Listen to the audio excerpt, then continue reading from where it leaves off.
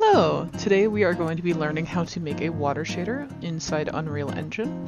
I'm using Unreal Engine 5.4, however I have made this relatively similar water shader since the early days of 4.0. So to get started, let's set up all of our organizational stuff, our materials, our material instances, and whatnot.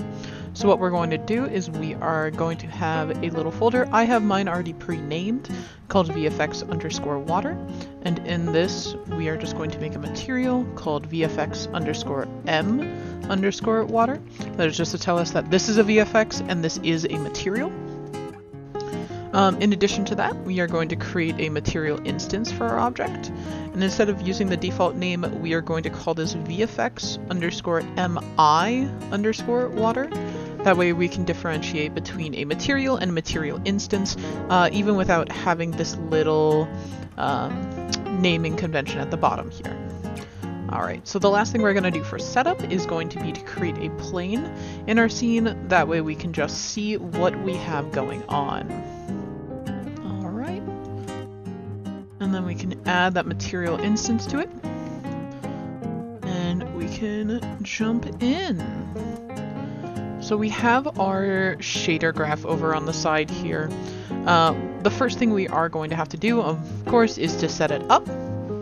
So we are going to come over to our material details here, and we have the material domain, surface, blend mode, opaque, and the shading model default lit. In order to get some of the parameters that we're going to need for the water, such as the opacity and the refraction, we actually have to turn this shading model to a single layer water. You can see that that opens up some new nodes and then closes some others. While we are also here, let's get the refraction. So in the search bar, we are just going to type in refraction, and that's going to come up with refraction method. So we can see on our node sheet it is disabled. We're actually going to take that from none to index of refraction, and we can see that updated over here. And that will allow us to use that later. So the first thing we are going to set up is we are going to set up our water color. To do this, we are also going to have to add in, since we called it a single layer water, we are going to have to add one in. So if you right mouse click anywhere on the open graph and type in single layer water, it should pop up. And this has 4 different nodes. It has scattering coefficients, absorption coefficients, phase G, and color scale behind water. We're really only going to be using 3 of those. Alright, so the first one we are going to start out with is the water murkiness. Now I will say you aren't going to see a change immediately in this sphere. You just gotta trust the process.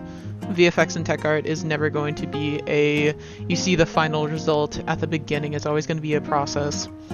So the first thing we are going to do is we are going to create the water murkiness, as I said.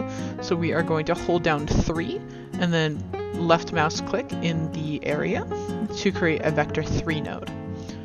And we can immediately up this to a parameter. So I am going to call mine water murkiness. And we can just give this like a nice light blue color. Like I said, it's not going to be evident at first. It will come in time. And then we can multiply this. But we do need something to multiply it by. So we are going to create a scalar node for how much we want it, how murky do we want our water. To do that, we're going to hold down 1 and then left mouse click. And that's going to create a float node. And then we can just convert this to a parameter. So then this is going to be water murkiness amount. Alright, and then we can just add this into here, and I'm just going to set it to 0.5 for right now. Now one way to help, especially your designers, if you are designing this material, you know everything inside and out, you made it. One way to help your designers is to give them a little bit of a limit, or make your nodes a little bit easier to process. So one way I do that is when I have a scalar node or a float that has a 0 and a 1, or any large difference between 2 values, I usually will add a divide so they can get a little bit more subtle within the material. So this divide is just going to be 100, if I can type. There we go, and we're going to add that to the absorption coefficient. Now for scattering, this is actually going to look very similar. So what I'm going to do is I'm just going to copy and paste this. It's not going to be that much different. We are actually just going to change the name of the water scattering or water murkiness and water murkiness amount to be water scattering instead.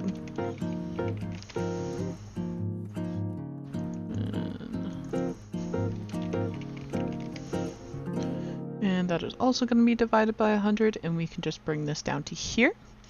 And then the last thing we have for this section is we are just creating this watercolor. So again, hold down 3, left mouse click, and then we can convert this to a parameter. And this is just simply going to be watercolor. This is going to be the main driving force of the colors between this material. And then we can set that there. For the color, let's just set this to like a nice seafoamy green. And as I mentioned earlier, it's still not updating. That's because we also need to plug some stuff into the base color here. So just for organization purposes, we are going to move all of these down. And for good practice purposes, we can comment these so that everything stays a little bit more organized.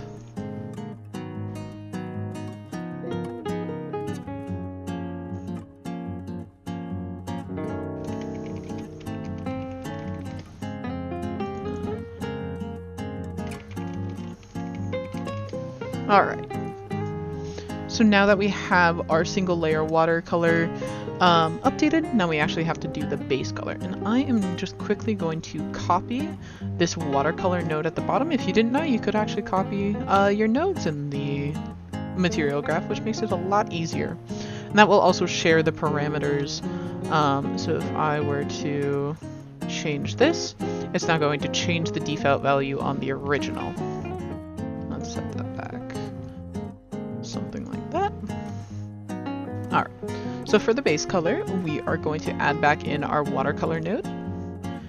And then we are also going to do something a little bit fun. We are going to add a Fresnel node,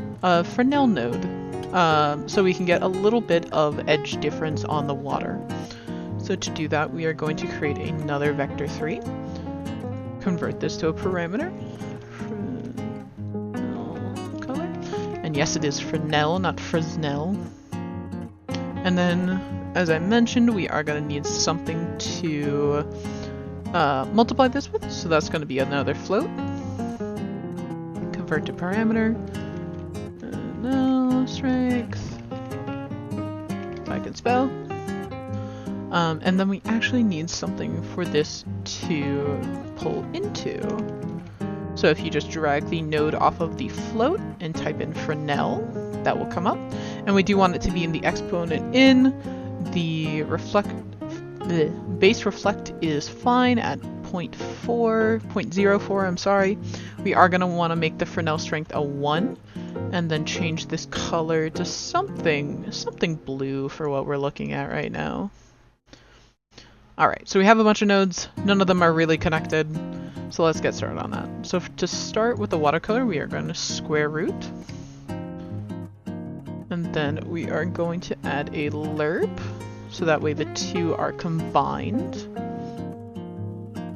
And we are going to drag our Fresnel color into the B slot of the lerp. And then our Fresnel node into the alpha. So that way it's essentially taking the primary color is A, and that is going into A. Then it is using B, which is the Fresnel color, and it's saying, hey, wherever this alpha channel, aka the Fresnel, is, we're going to use B instead of A. So it's essentially like a black and white mask you might use in Substance Painter or anything similar. And then we are going to just multiply that with a power. And power 2 is fine.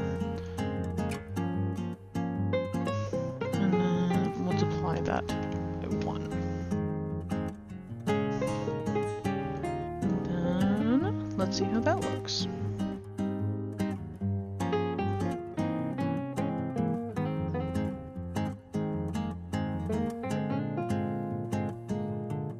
Alrighty, now that that has all loaded up, we do have a nice like blue plane. If we take some of these values, we can see a little bit more intense of the Fresnel shader. It is a little bit intense, but when we mess with the shader parameters, we can tell it a lot easier. So if we just take it around, we can see exactly how they interact with each other. For right now, I'm just going to keep that a dark blue. And then for the main watercolor, just so we can see how that looks, you can see that there is a difference between the two colors, especially if you go over into the green or the yellow. For right now, we'll just keep it kind of a nicer green. You can see it very easily in our material preview because it is a round sphere. And then let's get started on the next section, which is going to be our normals. Before we finish this up though, let's just comment this and make this watercolor. And we can move this over to the side up here. Alright, so now that we are working with the normals, that is essentially just going to help create a little bit more texture within your object. We're going to start out with a texture sampler. Texture sample, and I don't usually do anything fancy. I know most places have already some form of water node loaded into their Unreal Engine, so I just go grab water. You might have to scroll a tiny bit. Any of these where it says T_water_n are going to be what we're looking for. That essentially means this is a texture. This texture is for a water, and then this texture for a water is the normal of that texture. You see it very commonly with naming conventions. So if this was a color for an object, it would be T_water_BC for base color. Or if it was a ORM map, it would be T_water_ORM. Alright, with that, normal will do fine. So then we can do, if we want to do it very simply, we can add a lerp, linear interpolate, and we are not going to want this in the A section. Actually, we are going to want to add this to B. Instead, we are going to create an intensity node. So again, hold down one left click, drag that in, and this is going to be our normal map intensity. If I could spell again. And then for this, we're just going to set it to 0.2. And then we can, if we want it to be very simple about it, we can just drag this into normal, hit apply, let it do its little thing, and then we can have some difference in how the water appears. Now, because we have that Fresnel node, it is already making it a little bit more interesting to look at, where it is kind of spiking the Fresnel node based on the rise and pitch of the normal map. But in all honesty, this still doesn't look very watery. This still looks a little basic. So let's add a little bit of movement to it. Now with this, we are going to be adding just a little bit of movement to make it move, as well as scaling the material. So one problem with just this basic method is that when you scale it up, the normal map will scale with your water. Which, if you have a large plane of water, it is going to look a little silly a little bit quickly. Alright, so for this, we are going to create a panner node. And we have 3 different nodes leading into this and 1 leading out. We have coordinate, time, and speed. We are really only going to be using the speed for this. So we can drag this into the UVs.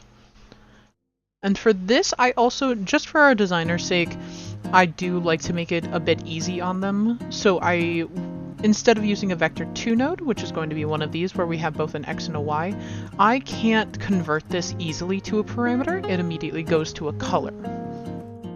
So instead, what I usually do is I'm going to create 2 floats, and I'm going to append them into one another. So instead of append many, it's going to be append vector. That way they both get combined in the same way that a vector 2 node does, but it's a little bit easier for everyone to use, and then I can convert these to a parameter individually. So this is going to be normal speed x, and this is going to be normal speed y. And let's just take these there. And movement-wise, you do not need to have a lot of movement in the water shader itself, so I usually set it to something like negative 0.01, just so we can see a little bit of movement. It's not too fast, not too slow, etc, etc, etc. With that, let's see, will that update?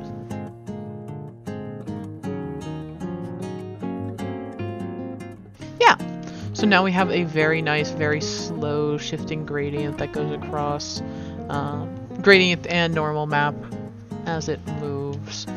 This is one reason I really like adding Fresnel nodes to things, because especially with a normal map you get a lot more mileage out of it. But that still does not solve our problem of scaling the textures. Let's do that really quickly. So what we're going to need to do is we are going to add a object scale node. And we are going to, the same thing we did down here, we can actually just copy and paste the append node if we don't want to look it back up again. We're going to take the scale y and the scale z. Because it is a plane, we are not using one axis of degree. We are not using this like side axes. So we just need the main two, and then we can multiply this with a texture coordinate node, or text coord, and add that in. So now we just need to add a addition node to the panner, so that way both of these values are combined at once, and add that into the UV. Then when we hit apply, you can see it is very small now because I have scaled up this plane just so it's able to be seen very easily, and now it scales with it. One way we can solve this, because I assume you do not want it this small forever, is going into the texture node and see how we have the U tiling one and then V tiling one. Instead, we are going to change this to not 82. We are going to change this to 5. If you are wanting to change those values to different numbers, just be prepared that it is going to affect how the node stretches. So if I were to change this to, alright, so I put that number in wrong, it's supposed to be 0.5. That is going to stretch the material very harshly in one direction or the other. So yeah, we can see because I changed that, it is now 0.5. It is now very stretched and very hard to witness. Let's fix that. Perfect. Now we have a very nice normal map that can scale with our texture and moves at a very nice pace. And before we are fully wrapped up with this section, let's just comment our code so other people can look at it if we are not available. Always comment your code. It's very helpful. And then we can actually comment a comment, and we can make this normals. Oop, I did not grab everything. There we go. So we can move our normals out of the way. Alrighty.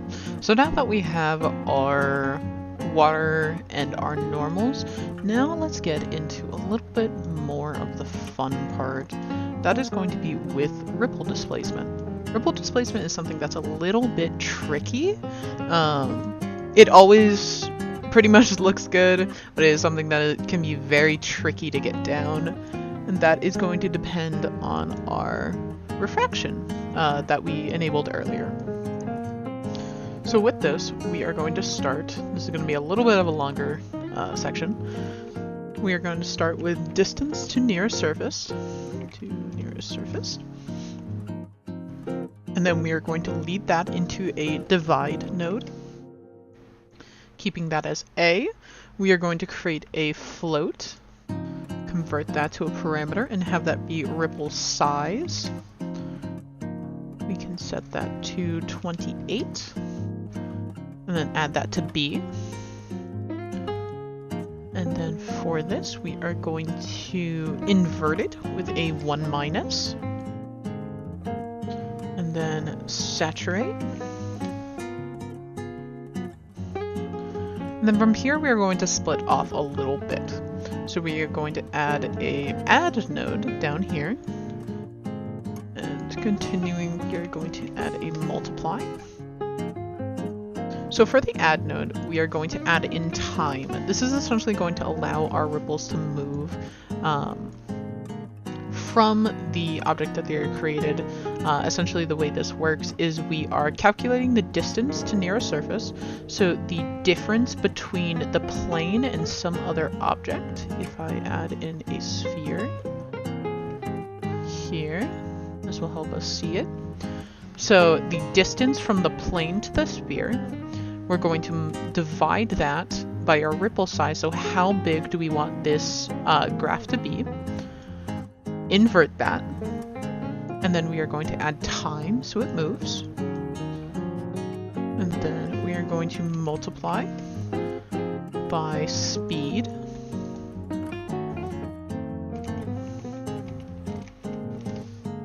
and we can make this 1.5. And then we're going to use a sine wave. Sine waves are essentially going to be, if you ever think of a normal wave, how it goes from a 1 to a 0 and then back to a 1 in a very fluid shape, that is essentially what a sine wave is. It's always going to be that repeating pattern. And then we bring that sine wave back up to multiply. So we are saying, okay, the distance to the nearest surface, the distance between this plane to this ball, divide that by the ripple size, so that is going to determine how big our ripple is. Invert that, and then we are going to split off, add time and speed into the function so the ripple moves, and then we are going to multiply it back. So then we can do a divide,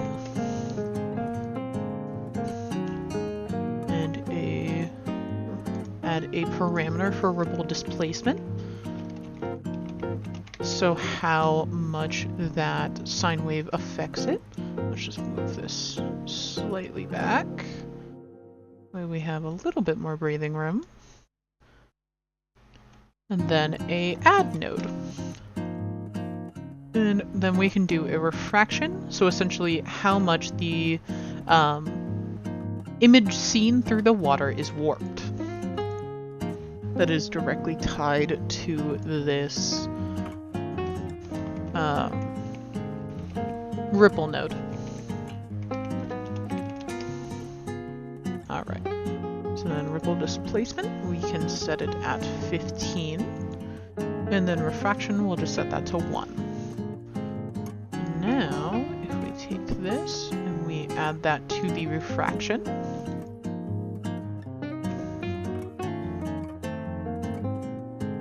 let it load a little bit.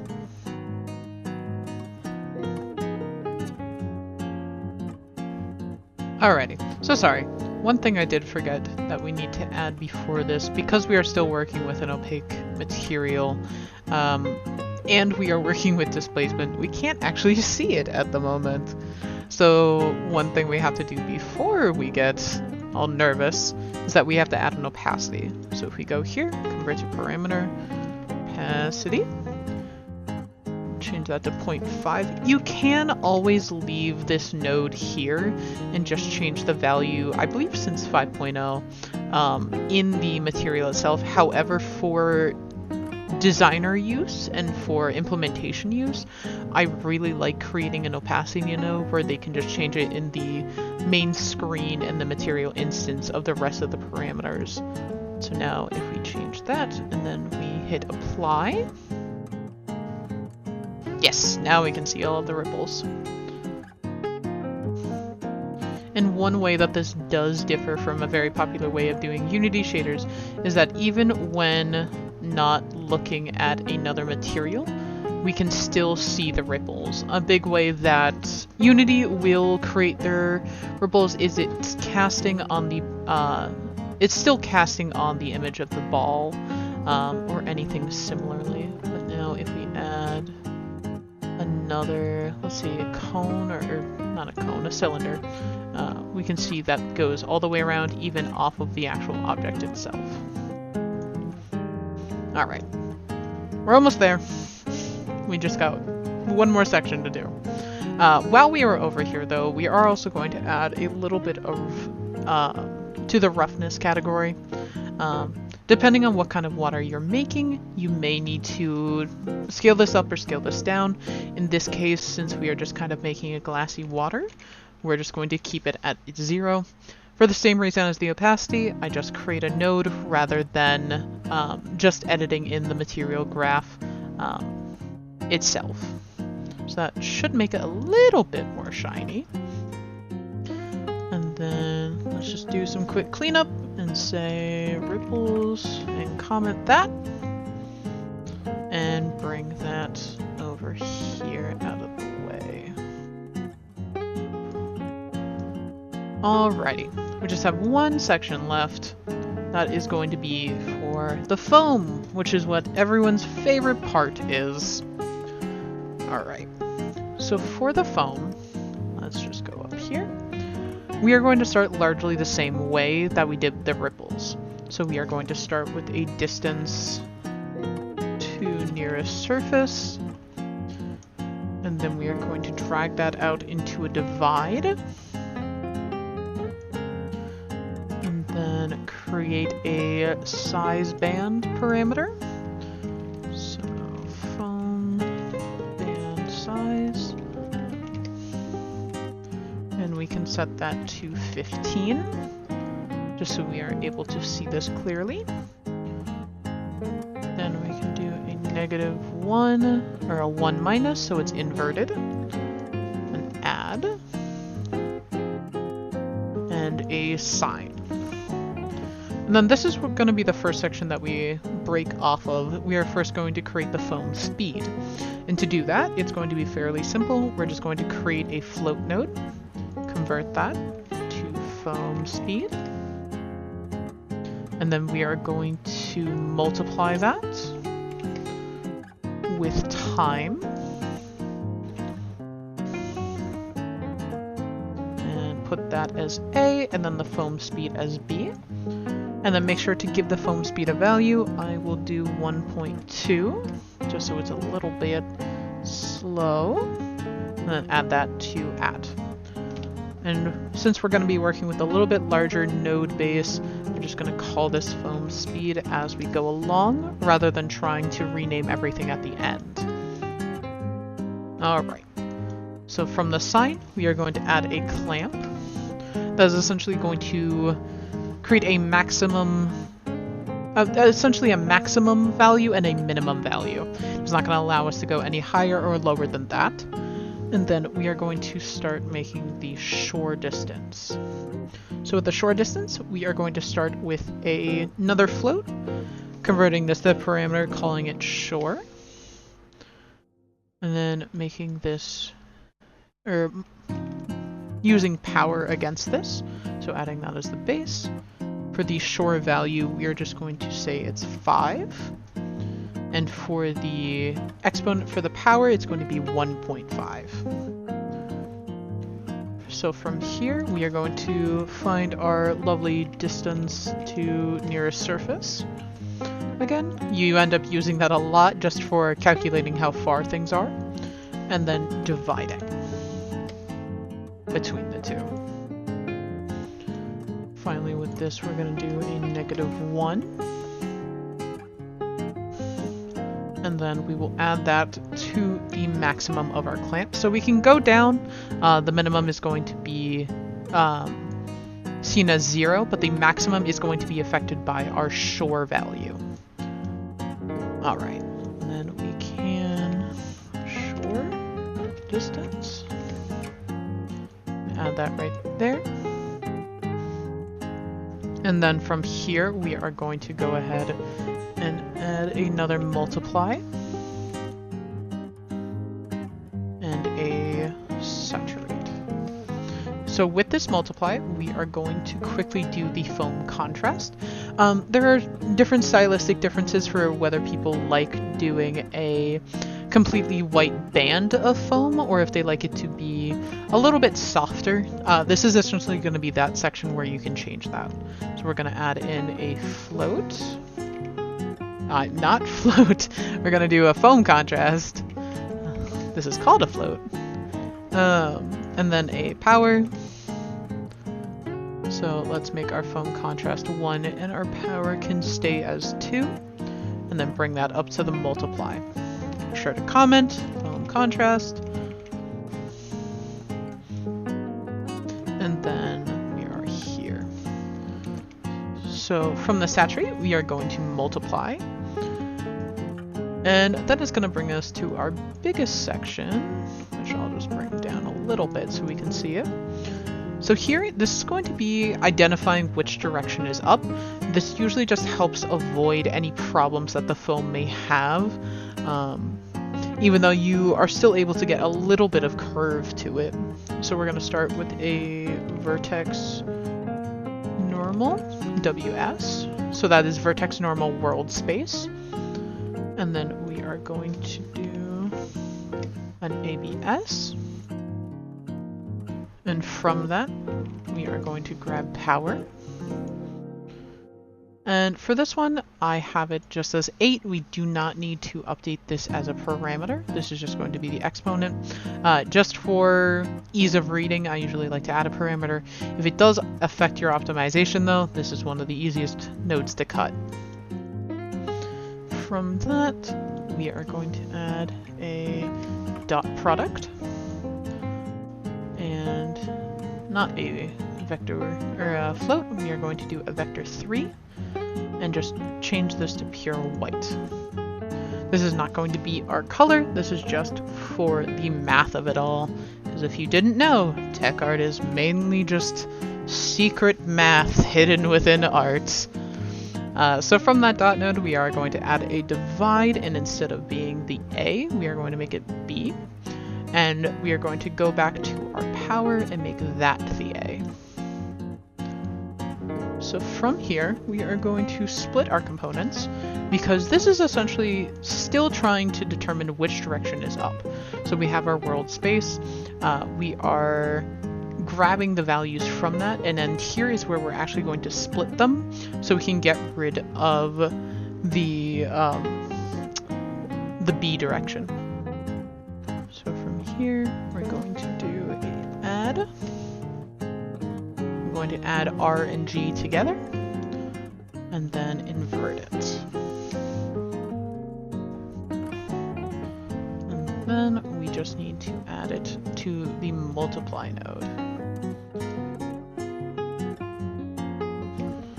Which direction is up? Perfect. Alright, and then the last thing we have to do is we have to just wrap this together with our watercolor. So if we want to go here, we just need to add a lerp, linear interpolate, and that is going to be, our color is actually going to be A, and then our foam is going to be B, so that way it gets added on top of it. For this purpose, we don't need an alpha, and then we're just going to drag this in to the base color. And we can give that a shot. And there's our foam. If we would like to, we can obviously grab some of our nodes and we can mess with this. So we are needing foam contrast. We can bring that up significantly, that way it's a little bit easier to read, as well as going back and adjusting the band size. So as you can see, the lower I make the band size, the more bands there are, whereas the larger it is, the less there is. And then if we wanted to extend this out further, we can make this a shore. And now it's much easier to see. So if we were to just play with these, we can kind of get a very nice look. You just want to make sure, especially if you are designing your material, you can go in and add physical minimum and maximums to your nodes. That will allow you to avoid stuff like this, where as long as your maximum doesn't get over a certain point, you would get to avoid a lot of these errors. And you can adjust that right here in the slider min, slider max, and then the default value. But yeah, that is all I have for you guys today. Thanks for watching and have a good one.